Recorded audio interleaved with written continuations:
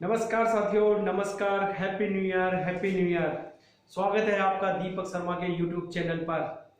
आज मैं आपको इस नए साल में, जब भी हम नए साल की शुरुआत करते हैं तो मैंने बहुत से लोगों को देखा है कि वो इस नए साल का प्रारंभ भगवान के नाम से करते हैं, भगवान के नाम से करते हैं। क्यों? क्योंकि हम चाहते हैं कि हमारा ये पूरा साल बहुत ही अच्छे से निकले और इसलिए हर व्यक्ति अपने जीवन के नए साल की शुरुआत हमेशा भगवान के नाम से करता है और करना भी चाहिए। ठीक इसी प्रकार एक पति पत्नी जो कि एक शहर में रहते थे, पत्नी कान्हा जी की बहुत ही भक्ति करती थी, कान्हा जी की बहुत ही भक्ति करते थे। उसकी जुबान पे तो हमेशा एक ही नाम रहता था, हरे कृष्णा, हरे कृष्णा। कोई भी बात हो वो बिल्कुल मन से यही बोलती थी, हरे कृष्णा, हरे कृष्णा। अब लेकिन पति को इस बात का थोड़ा सा जिसको हम बोलते हैं खटकना। पति बोलता था कि आप कान्हा जी की इतनी बड़ी भक्त हो, कान्हा जी को आप इतना चाहते हो, तो कान्हा जी आपके ये लड्डू जो आप कान्हा जी को रोज भोग लगाते हो, ये कान्हा जी लड्डू तो खाते ही नहीं है और इन कान्हा जी की वजह से मुझे और खाना लेट मिलता है। इस बात को लेकर उन पति पत्नी में हमेशा तकरार होती थी। एक दिन पति जी ने कहा कि आज मैं देखना चाहता हूं कि आपके कान्हा जी लड्डू खाते हैं या नहीं। यदि आपके कान्हा जी ने लड्डू खाए तो मैं भी हमेशा कान्हा जी की भक्ति करूंगा और बिना कान्हा जी को भोग लगाए खाना नहीं खाऊंगा। अब ये बात सुनकर पत्नी फिर परेशान कि ऐसा कैसे मैं इनको प्रूव करूंगी कि कान्हा जी लड्डू खाते हैं या नहीं। अब पत्नी इस बात को लेकर बहुत परेशान थी कि अब क्या किया जाए, और इस बात से चिंतित होकर जब पति ने एक प्लेट के अंदर 21 लड्डू की एक थाली सजाकर पत्नी के हाथों में थमा दी और कहा कि आज मैं ये देखना चाहता हूं कि कान्हा जी लड्डू खाते हैं या नहीं। पत्नी बड़े ही मन से मंदिर गई और कान्हा जी की मूर्ति के आगे वो प्लेट को लेकर बैठ गए। पंडित बोला कि क्या हुआ बेटा? तो उसने जवाब दिया कि मैं आज घर जब ही जाऊंगी जब कान्हा जी ये लड्डू खाएंगे। वो उन लड्डुओं की थाली को लेके कान्हा जी के आगे बैठी रही। सुबह से दोपहर हो गई, 4 बज गए, लोगों की भीड़ आ रही थी, जा रही थी, लोग आ रहे थे, जा रहे थे और शाम के 7 बज गए, संध्या का समय हो गया। लेकिन लड्डू ऐसे के ऐसे टोटल 21 थाली के अंदर रखे रहे और इस बात से चिंतित होकर पंडित जी ने कहा कि बेटा तुम चले जाओ घर पर, मैं अब पट बंद करने वाला हूं। ये बात सुनकर वो बहुत परेशान हुई और वो अपने घर की तरफ प्रस्थान करने लगी। रास्ते में जब वो जा रही थी तो एक 7-8 साल का लड़का रास्ते में उसको दिखाई दिया। वो लड़का बोलता है कि माँ ये लड्डू मुझे दे दो। वो लड़का बोलता है कि माँ ये लड्डू मुझे खिला दो। लेकिन वो औरत उस बात को समझ नहीं पाई और उसने कहा कि मैं तुम्हारी कोई मां नहीं हूं, ये लड्डू मेरे कान्हा जी के हैं और मैं तुम्हें नहीं खिला सकती। लेकिन बच्चे ने जिद कर ली कि नहीं, मुझे ये लड्डू चाहिए। ऐसा उस लड़के ने बार बार कहा, लेकिन उसने उस लड्डुओं को उस लड़के को नहीं दिया। लेकिन बच्चे ने झपट्टा मारा और वो प्लेट नीचे जमीन पर गिर गई। प्लेट जैसे ही जमीन पर गिरी तो सारे लड्डू है जो मिट्टी के हो गए। अब औरत ने गुस्से से कहा, अब खा लो इन लड्डुओं को, अब तुम खा लो इन मिट्टी के लड्डुओं को। उसने ऐसा बोल के उस लड़के को डांट दिया। लेकिन वो लड़का मिट्टी के लड्डू खाने लग गया और उसने एक एक करके वो सारे 21 के 21 लड्डू खा लिए। लड्डू खत्म, प्लेट खाली, और वो उस प्लेट को लेकर के घर की तरफ चल दी। वो लड़का भी पीछे पीछे आ गया और जैसे ही उसके पति ने दरवाजा खोला तो कि क्या हुआ, कान्हा जी ने खाए लड्डू? उसने बोला नहीं, इस बच्चे ने अभी आते रास्ते में, जो बच्चा उसका पीछा कर रहा था, कि इस बच्चे ने आते हुए रास्ते में थाली गिरा दी और वो पूरे लड्डू मिट्टी के हो गए और ये मिट्टी के लड्डू खा गया। पति ने भी इस बात को सुना तो उस बच्चे को डांटा और डांट करके भगा दिया। वो लड़का बोला कि मुझे और लड्डू चाहिए। पति ने भी डांटा, उस औरत ने भी डांटा और उस बच्चे को वहां से भगा दिया। अब दोनों पति पत्नी परेशान थे, उनमें आपस में लड़ाई झगड़ा हो रहा था इस बात को लेकर कि मैंने तुम्हें पहले ही कहा था कि कान्हा जी लड्डू नहीं खाते, और इस बात को लड़ते हुए दोनों ही भूखे सो गए।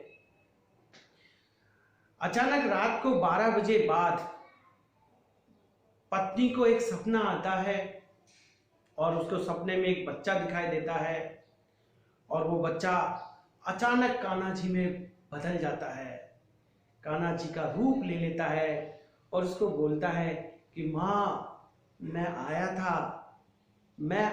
था लड्डू खाने के लिए, लेकिन तुमने मुझे लड्डू नहीं खिलाए।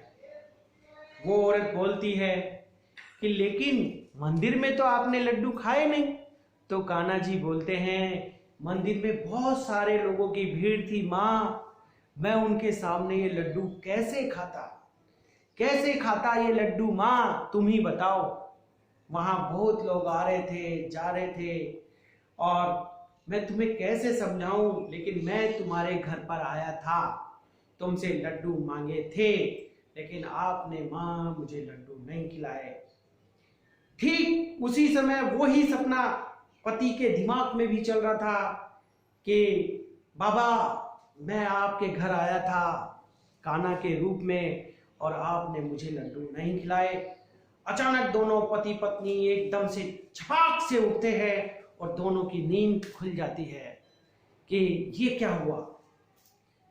दोनों ने अपनी अपनी सपने के जो विचार थे वो सुनाए तो दोनों के सपने बिल्कुल एक जैसे थे। तो वो दोनों बहुत ही लज्जित और पानी पानी हो गए और उनको बहुत फील हुआ कि साक्षात कान्हा जी हमारे घर पर आए थे और हमने उन्हें धुतकार के भगा दिया। लेकिन पति की आंखें खुल चुकी थी और पति के मुंह से भी निकला एक शब्द, हरे कृष्णा हरे कृष्णा।